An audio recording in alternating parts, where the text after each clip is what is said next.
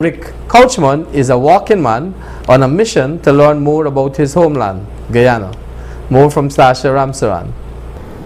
While most persons in Guyana and by extension the world consider the daily task of walking to be arduous and prefer the convenience of a taxi or driving, overseas-based Guyanese Rick Couchman certainly does not share similar sentiments. Couchman, who is in his early 50s, is currently on a mission to walk the length and breadth of Guyana and has thus far completed journeys from Lethem to Georgetown, Georgetown to Rossignol, and Rossignol to New Amsterdam, which puts him at a total of just below 1,000 km of ground covered. This newscast was privileged to interview the author and poet last Friday as he made his way through the town of New Amsterdam, where he disclosed how his active lifestyle began. I started walking when I was about maybe 18 years old. That is really going far beyond where I lived. What I would do is I would go on the East Coast or on the West Coast or on the West Bank and just walk until night caught up with me, and then I would sleep wherever night caught me. This was right here in Guyana, so I just love doing that as a way of decompressing, clearing my mind, and so on.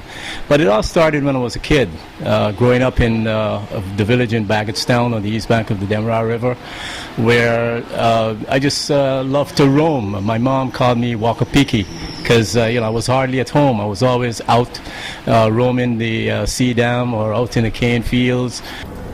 After leaving Guyana for the United States in the 1990s, Couchman revealed that he continued his active lifestyle there. I started backpacking in the eastern United States, in the mountains of the eastern United States, and really enjoyed that experience. And then I figured, at some point I want to come back and do that same kind of thing in my own country. Basically, not just as a sport, or just as a tourist, but really to come back and reconnect with the country by walking around it and knowing every nook and cranny of it.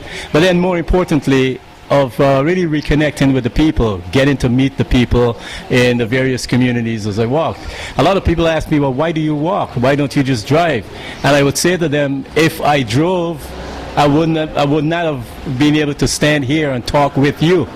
And so it's the reason I walk, so that I can talk with you when I meet you in your communities and stuff like that.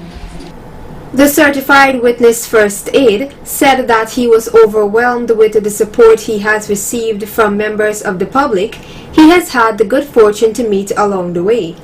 He related one such incident.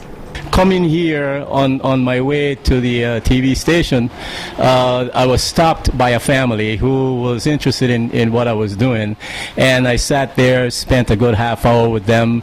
They fed me Solara and cheese roll and Coca-Cola. When asked if he has plans to document his journey, he said, "Yeah, definitely going to be writing about this." And I have a friend of mine who started doing a video, sort of videotaping the experience, and I have photographers who have been following me or meeting me at various points. So there are visual images that will be sort of, presenting the adventure, aside from my own writing about it, so to speak. Couchman, who now resides in Brooklyn, New York, is also a father of 4 and graduated from the Caribbean Graduate School of Theology, Jamaica Theological Seminary in 1988. Mr. Rick Couchman plans on walking to Cariveton, then to Crabwood Creek and Molson Creek, before working his way to Oriala and Kukwani, after which he will be journeying to Maracaibo and St. Cuthbert's Village.